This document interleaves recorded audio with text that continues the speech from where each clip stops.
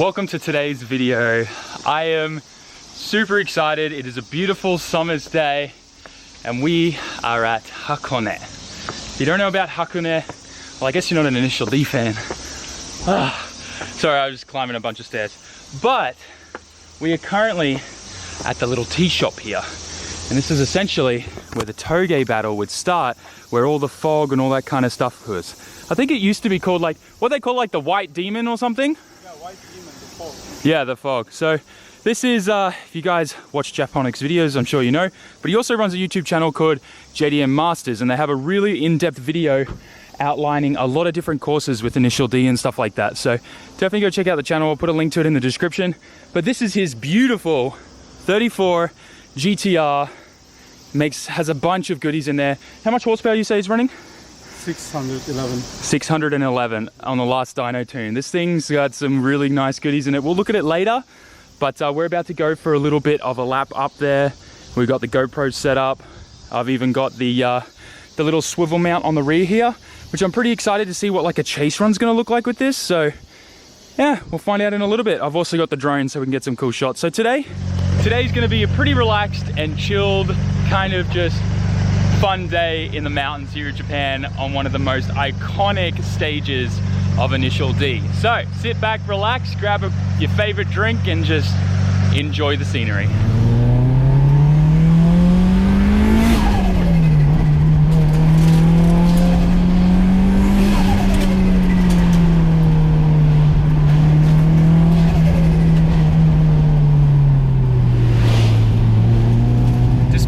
S15 not having any aircon, this is absolutely beautiful.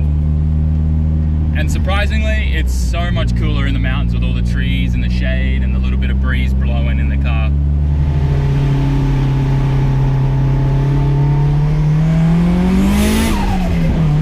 So what we're driving on right now is Nanamagari, which is essentially seven dog legs. So that just all go like this around Hakone, like the mountain down the side. And it's really beautiful. You'll see when I get the drone up what I mean. So we've just gotten to the top of Nanamagari, and this scene may look very familiar to you guys, this power pole, the parking sign and everything like that, because this is essentially the end of the race if they were doing uphill. Now if they're doing downhill, the race would start pretty much right there. And it's very, very cool. And like, I think like in the actual series, there was like a 350Z here and stuff, and this is like the car park where they'd all meet and hang out. It's so surreal. I love it. But yeah, we're gonna go head back down now.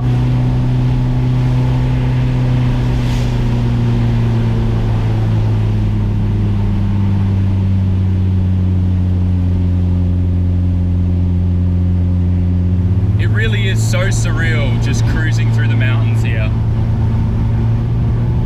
I love how literally like it's not even an hour's drive, like if that, from my house, and I can just come out here and relax like this.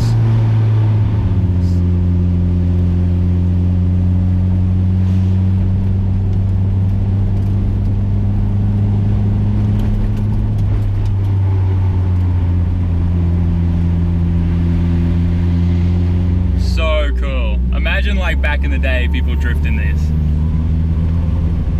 You can actually see marks where people are still drifting it today. That's so cool.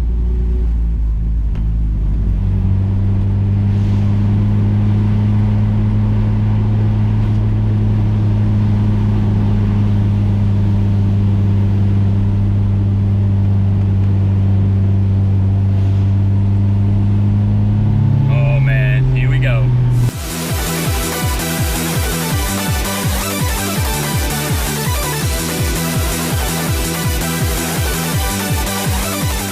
So we're back here in front of the tea shop just hanging out after doing another up and down of the Nanamagari.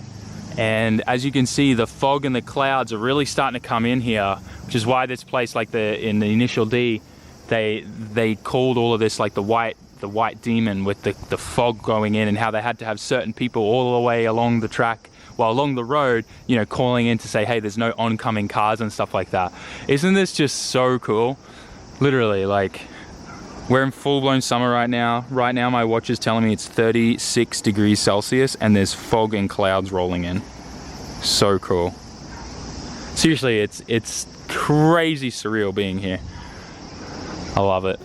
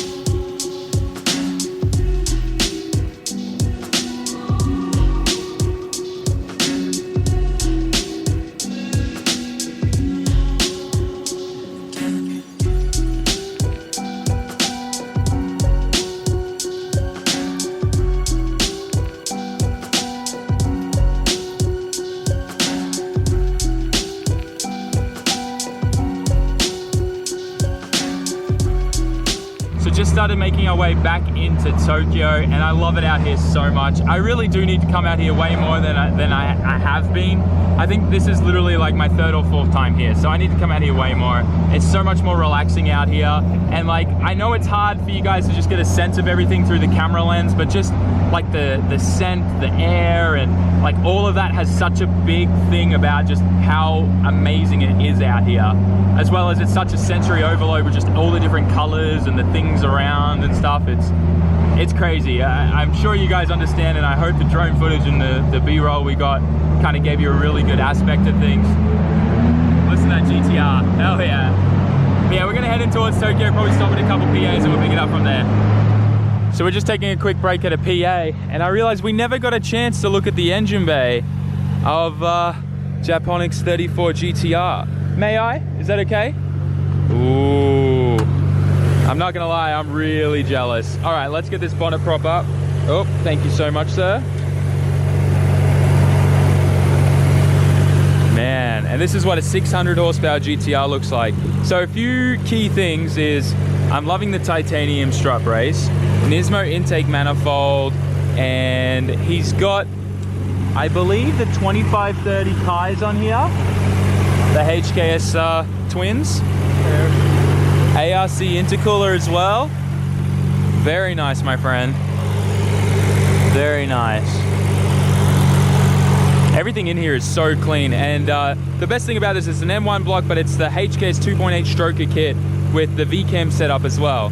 So the way the VCAM works is they have a little solenoid here, and oil pressure comes up into there, and it's able to actually give you variable timing on the intake, which is very similar to the NVCS or what do they call it in, give me a second, VCT on the RV25. So you're able to actually get a much better response and a curve of how the power comes on and whatnot with the RV26, because that is probably one of the biggest Achilles heels with the RV26 is no variable cam timing. So that kind of solves that whole problem. And obviously you've got the bigger displacency of the 2.8 liter engine as well. So very, very cool. I bet you this thing accelerates pretty crazy and has a nice torque curve. It is. Yeah. It is, 680 nanometer per. Wow, that's insane. Yeah, you're kind of in like scary territory, because around this mark, if you do too many launches, you may crack your block with the front diff there. So, not too many launches, okay, sir? I never did launches. You never do launches? Good. I do rolls. You do rolls? All right. Yeah, that's going to save it for sure. Everything about this GTR is super clean, and you were saying you're the second owner ever to have this, right? So cool. I'm so jealous, man. Hopefully one day I get the opportunity to own one of these. Maybe if you ever sell this, you hit me up, yeah? Do a sick deal for a brother. All right. I don't think I will sell them if I sell, yeah. R35 airflow meter sensors as well. What ECU are you running in this? It's what was it? Is it like the HKS FCON? Yeah. Okay, so the FCON Pro, yeah. And he's got those airflow meter conversion kits there. What's actually very interesting with the R35 airflow meters is you can't just put the airflow meter sensor itself into any size pipe. It only works in certain diameter, inside diameter pipes. If you go with like a 90 mil, it actually will give you false readings, and it's very hard to tune with it. So there's a few pro things that Oka-chan taught me with that. 1050cc? Very nice. Yeah. It's so good to see some kind of like new technology on some of these GTRs these days. It's hard to see that in Japan.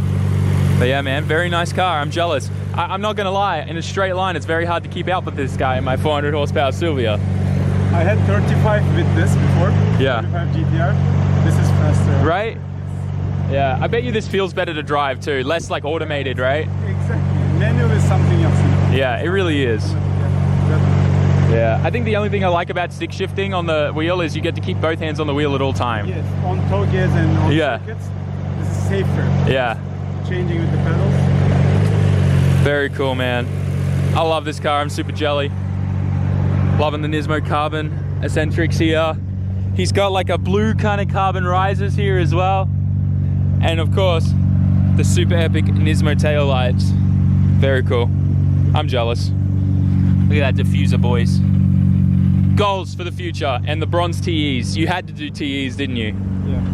What brakes you got on this? Hakone Racing brakes. Oh, the Hakone Racing? Man, that thing would stop in a hurry. And you've got that Exceedi carbon twin plate clutch too, I can hear. Exactly. Yeah. 6 pots in front, 4 pots in the rear. So 6 pot front, 4 pot rear. That's epic, dude. Very cool. Currently at 1.7 boost. So oh, 1.7 kilos. So what's that? That's roughly 24 PSI. Yeah, that's nice. Very good place to be. Such a clean 34 GTR, boys. Look at that. Back home now, and I'm just going through and editing the video, and I really wish I got a little bit more footage, but like I said, it was just a super chill, relaxing day, going for a nice cruise and a nice drive with a friend and 2 really epic cars. And I did kind of like suffer a fair bit in the S15 with the heat, but I am really pumped because we're fixing the AC in that thing this week. We got the new hose from Nissan coming, which is that whole new piece, and then I also ordered the super thick and like the actual fire safe stuff, like it's hard to explain, but it kind of almost looks like it's got a silicone coating on the outside of it, but yeah, like heat doesn't penetrate through it and it protects whatever's inside it. So I ordered that as well, so I shouldn't have any more issues with my exhaust manifold heating up the aircon hose so much that it pops anymore. So that should be fine. But lads, I really hope you enjoyed this video. It kind of was like it was a bit spontaneous, you know, like I didn't really know what I wanted to do, and then you know, obviously Japonic hit me up and he was like, hey, you want to go for a drive? I'm like, you know what, let's do it. I haven't gone for a drive out there in the longest time, and I kind of just like, you know, grabbed the drone and everything and tried to just put together this kind of sick cinematic kind of just, I don't know, chill vibe video. So I hope you guys enjoyed. Smash that like button, write us a comment. I need to try and figure out what I'm doing with the Evo this week. There's so much happening behind the scenes here right now. Like all this paperwork stuff and going backwards and forwards from all the different like government offices here in Japan and setting stuff up so that I will be able to get my own shop soon and things like that. So there's tons of things happening behind the scenes that are taking up a lot of my time and May's time, and of course shipping orders is also another one. We're finally just dropping off every day. They're only letting us drop off 200 every day at the post office, which is a little bit frustrating, but it's mainly to do with a shortage of the special custom slips that have to go on each package now.